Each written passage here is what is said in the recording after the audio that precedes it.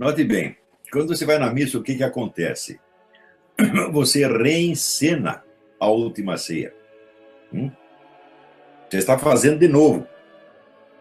Agora, quando a pessoa diz, mas isso é apenas simbólico, eu digo, você não sabe o que é um símbolo. Eles confundem símbolo com alegoria. Alegoria é uma comparação onde uma coisa não tem nada a ver com a outra. O símbolo é algo onde há uma relação intrínseca entre o significado e o símbolo. Então, eu dizer, a última ceia é simbólica, sim. Mas quando Cristo diz, pega o pão e diz, este é o meu corpo. Ele não disse, isto significa o meu corpo. Isto simboliza o meu corpo. Ele disse, isto é.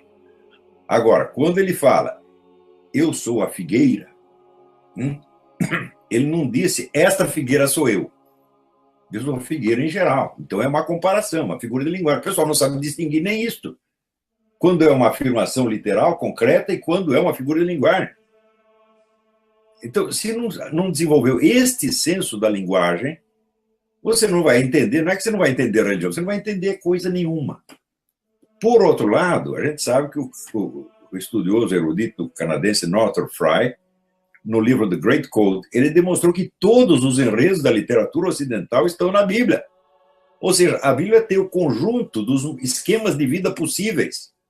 Tudo o que pode acontecer está lá de algum modo. De modo condensado, simbólico, evidentemente. Mas se você descompacta, você vai ver as analogias o tempo todo. É por isso mesmo que eu não acredito nesse pessoal que fica fazendo profecia sobre a vida atual com base na Bíblia. A Bíblia não se refere a este tempo, ela se refere a todos os tempos possíveis e imagináveis. E sempre haverá análogos da Bíblia em qualquer situação. A Bíblia não está lá para você analisar o tempo atual, mas para esclarecer o significado celeste, metafísico dos acontecimentos terrestres. O sentido deles e não os próprios fatos, né? Bom, mas tudo isso aí faria parte de uma formação literária elementar. Não é isso? Então, essa formação literária implica a leitura, a encenação, o teatro, implica o rito, porque o rito é um tipo muito especial de teatro, onde a coisa está acontecendo mesmo. No teatro, em geral, não. Você faz a suspension of disbelief. Você faz de conta que está participando daqui. Agora, se o nego vai na Eucaristia só fazendo de conta, então é o seguinte, o Cristo diz, fazei isto em memória de mim. Ele não disse, fazei uma coisa parecida pensando nesta. Se fosse só simbólico, só alegórico, ele teria dito isso. Ele disse, fazei isto.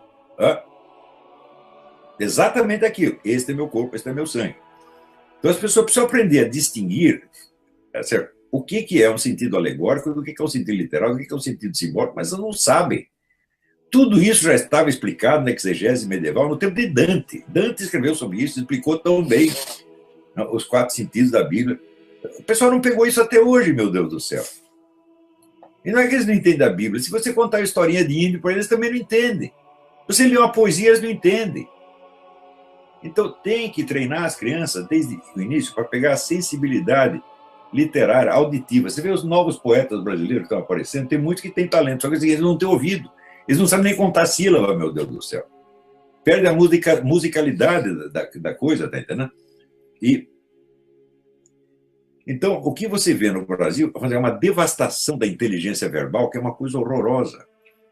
Outro dia alguém me perguntou, o que você acha da poesia popular repentista nordestina? Eu falei, qualquer repentista nordestino tem uma riqueza verbal infinitamente superior de qualquer professor universitário brasileiro.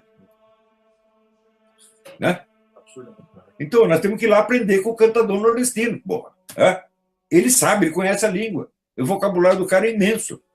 E a capacidade de aprender métrica e rima é quase instintiva.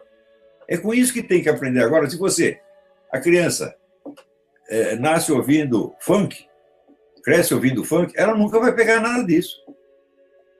Veja, por que a indústria do cinema, desde algum tempo, começou a dar preferência a imagens disformes e monstruosas para crianças? Isso é evidentemente um trabalho satânico de destruição da percepção. Mas e com base nessa destruição da percepção, você pode impor às pessoas qualquer slogan, por mais estúpido que seja, as pessoas acreditam.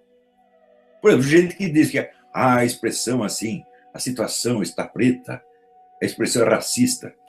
O racista é uma pinóia. Eu peguei lá o simbolismo das cores na tribo Yoruba, da África. O simbolismo é o mesmo. O preto simboliza tudo o que é, vamos dizer, obscuro, perigoso, maligno, etc, etc. Ou simboliza, ao contrário, o ascetismo, a renúncia. Isso é universal. E depois, quem diz que o preto é preto? Eu nunca vi ninguém preto, eu vi negro marrom.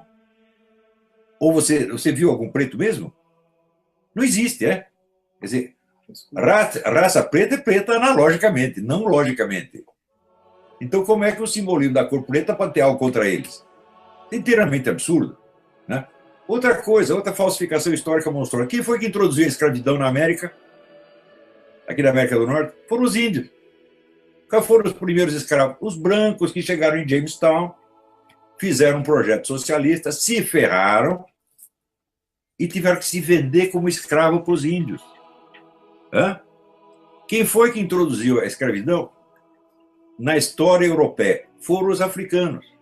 Havia o Império de Oye, que era o império escravagista, o maior império escravagista da África, tá certo? Que escravizava tudo quanto é tribo pequena, inclusive brancos, chegaram a escravizar 1 milhão de brancos. Isso 700, 800 anos antes de que o primeiro europeu chegasse na África. É? E os caras vêm dizer, não, sou branco, é escravagista. Não havia mais escravidão na Europa enquanto isso. Quer dizer, quando o Islã escravizou metade do Oriente Médio, não havia escravidão na Europa. Foram os muçulmanos que introduziram isso, e entre eles, um bocado de preto e africano. Então, o pessoal está contando a história tudo ao contrário, mas como corresponde, vamos dizer, aos estereótipos da mídia, o pessoal acredita automaticamente. Quer dizer, um único estereótipo, o mais imbecil, ele funciona mais do que tudo quanto é prova e argumento. E prova por quê? Porque ele é estúpido. E é mais fácil acreditar numa estupidez, porque ela é sempre unívoca, do que, na verdade, porque ela dá sempre trabalho, ela é contraditória, ela está cheia de mediações.